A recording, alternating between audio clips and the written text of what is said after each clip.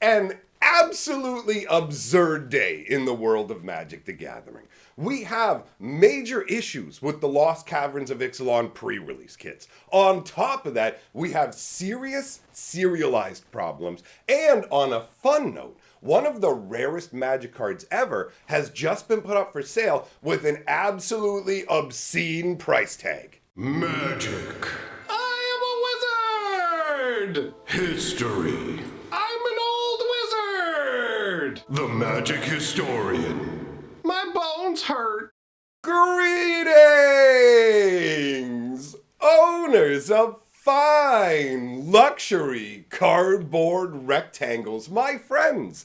I hope the day finds you well because we have gathered for a cram-packed installment of Mega Magic News. Once again, I have my notepad because there is a whole bunch of issues we're going to talk about, good and bad. Wizards of the Coast has continued to drop the ball, but we're going to do a whole mixed bag, starting out talking about the murders at Karlov Manor. So this isn't a bad piece of information. This is a curious one. Apparently, alongside the actual game of Cluedo, depending on where you are in the world, alongside that, they're actually going to be making another game that essentially allows you to play Magic, but in Clue style. So I'm curious to see what that's going to be. That's a fun little note. Another little note is that the Mox box, you remember that from the Festival in a Box that we talked about recently? And actually, since we're talking about the Festival in a Box, they have finally stopped selling it.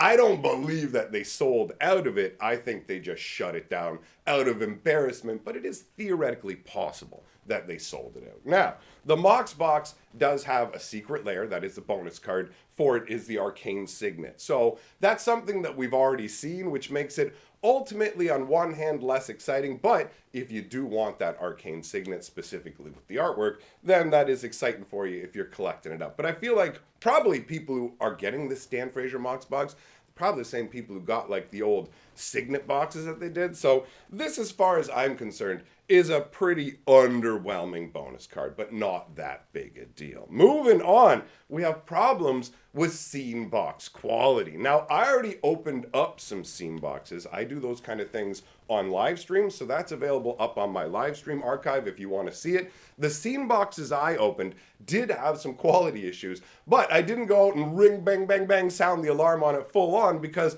they were like the normal level of quality issues that we're all used to at this point, which is kind of crazy to say, but that's the truth. The cards were kind of curved, obviously, but around the edges you have the chipping that for me really became prevalent around, I think it was it the Brothers War? I don't know, because card quality has continually downgraded over the years, but foils especially.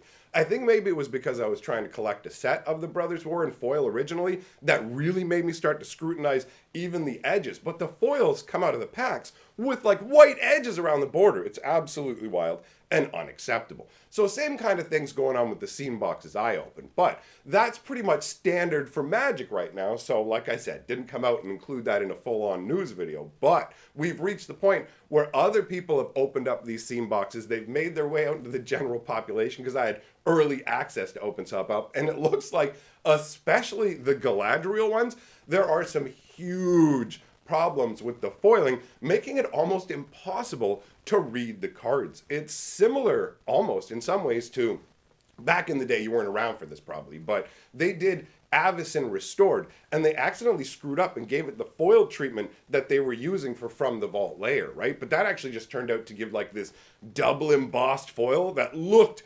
incredible. So it looks like they might have made a similar mistake, but it went in the opposite direction and made them look just absolutely terrible. So there are multiple people reporting on that happening. Next up, we've got the pre-release kit situation. So basically with the pre-release kits, you've got a number of issues. First of all, the card quality is abysmal. Legitimately, I opened this pre-release kit myself a couple of days ago. Live stream is up over on the archive, so if you want to see it firsthand and see the poor quality, or hear me go into swear-laden rants, because that's what happens. It's half box opening, half me just ranting about the quality of Magic and a bunch of other things. So if you like unhinged ranting, you're going to want to check that out as well. But the card quality, like, this is North American printing, right? Like, when it comes to these kits, they don't print them in Japan. I think they're all made in North America, but this specifically has to do with the North American ones. The cards, the first ones I looked at, straight up, I thought they were fake. I was like, are these real? They feel weird. They look like garbage. The printing is crap. Up on the top of some cards, there's actually like printing jank. The foils have some banging up around the edges. Like, it is a rough situation. And actually, speaking of quality, I don't know about the set boosters yet, but we've got an early access take a look at it box here that I will be cracking tonight in a live stream. So if you want to know what's going on with this, you can come on over to my Hatcher channel where we'll be doing that. And afterwards, I'll upload it to the stream archive. So if you can't make it to the stream, you can check it out afterwards. Now, that's not everything that's actually going on with pre-release kits. There is a problem in the SEA, like the Asian part of the world, where they have messed up with the pre-release kits and they have included the promo packs that we get in North America. Now, I didn't know this up until today, but over in the SEA area, they don't have Arena. So the problem here is that they put Arena codes into the packages. So everybody who, when you go to a pre-release, inside these little box, you'll get a tiny little cellophane package, and inside that, it will have your actual release promo, the foil special mythic or rare that you get, and it will have an Arena code saying, thanks for coming out, here's 6 booster packs. So what's going on apparently is the distributors in the SEA area, now they have to go and open up every pre-release kit in advance. So they have to open the outer box, take the packaging out, open up the cellophane, pull out that Arena insert, and so they're making an official announcement because all of the stores in that area are going to have to deal with people going, yo, so every other pre-release kit I get from you guys is perfectly sealed. And not only is this kit open, but the little package that has my special promo in it is opened, right? So it does create trust levels on one issue that will be mitigated a little bit by the fact that the pre-release promos do have date stamps. So it's not like the distributors can just open them up and just go, let's take all the best cards and replace them with jank cards. I mean, I don't even know on distributor level if it would even be worth the time it would take to do something like that. I don't know where skeezing Magic and trying to rip people off actually falls in the scale of good business in terms of pulling in money, not being a good business. But you know what I mean? Like, I literally have no idea if even if the distributors could get foil stamped, would it be worth it to have somebody spend their time to figure out which were the more valuable cards, take them out, replace them, and then try and sell those cards onwards, right? So ultimately, this is going to lead to some people feeling like they're being skeezed, because even when you get the information out there and posted online, there's going to be a ton of people who don't know what's going on, and people are very quick to blame LGSs for what Wizards is responsible for. So Wizards will make huge price increases, won't mention it, pass it on to the distributor and go, Commander Masters is even more expensive. And then the distributors goes, this is how much do you have to pay, store? But did you know there are people out there who genuinely believe when they walk into a game store that things like Commander Masters and the brand new standard set cost the exact same thing for the game store to buy? And so the game store is just being a greedy piece of garbage? So you're going to have a situation where this is definitely going to impact some people's view of the local game store, and they're gonna feel that they got skis. Getting pre-opened package doesn't feel like good, and ultimately, I'm not sure I understand why. Are they legally required to remove it because people can't use these codes in the area? Because I can't think that just annoying the customers by including an Arena code would be enough for you to actually have people go ahead and dig through this, right? Like, the cost associated with it and the bad will from the customer makes it seem like this must be some kind of legal requirement, but I don't really know how everything works over in the SEA area. So that is definitely an interesting screw up on Wizards of the Coast's part, and that's not something we normally see. And actually, speaking of something you don't normally see, with the Lord of the Rings setup, we had things like Elijah Wood coming out and being like, check it out, I'm DJ Snazzy Jeff, and I'm gonna the turntables down at this Magic event. So he fully knew what was going on. You got video of him like holding up Magic cards of himself, or like characters, not himself obviously, because they didn't represent him, but it's like, check it out, it's Frodo. So he's full on aware of Magic cards that depict a character that he played, but not depict him. And then it turns out that, like, the doctors from Doctor Who, they had no idea that Magic cards were made of them. I can't speak for all of them, but I found a fun little post where somebody found the 8th Doctor, the person who played the 8th Doctor in Doctor Who, and got them to sign the 8th Doctor card. And when they showed it to him, he was like, yo, what is this? This is cool. And all the people at the table were like, sweet, man, can I see this? And the guy pulled out his other Doctor Who cards and we're showing them off. So that's a fun moment on multiple levels, right? Imagine going to a signing and going here, and the person you're getting to sign it goes, oh, this is cool. Do you have more stuff for us to look at? Like, I've heard that some people, when you go to signings and things, they can be very standoffish. They don't care. They're just there to get the money, sign, and bounce, right? So that is a fun little side note. Now, let's talk about the hilarious serialized situation. I'm going to put Aragorn up on the screen for you, my friends. Take a look at this. This is number 1 out of 100. So, if you didn't know, they're doing serialized cards again for this time around with the new Lord of the Rings setup. Now, they're done in this crazy poster style.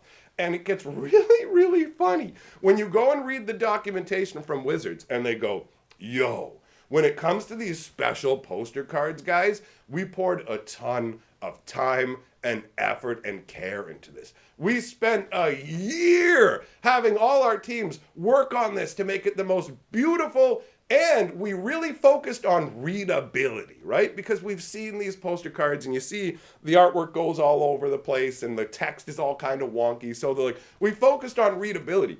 Did you now? Because when you take a look down at the bottom corner with the, 1 out of 100, do you notice anything under the number? Do you notice, part of the words of the Magic card? They literally covered part of the rules text. Literally covered the word green. They just just slap the number over it. We spent an entire year focused on readability and things like that. And this is the best we can do. So, one of two things is happening. Either they're absolute liars and they didn't actually spend that much time, or like we spent a year. It could be like, I spent a year working on this video. I recorded it the first day of the year. The last day of the year, I edited and put it out. I spent an hour the first day of the year, an hour the last day of the year. Guy, I've been working so hard on this video.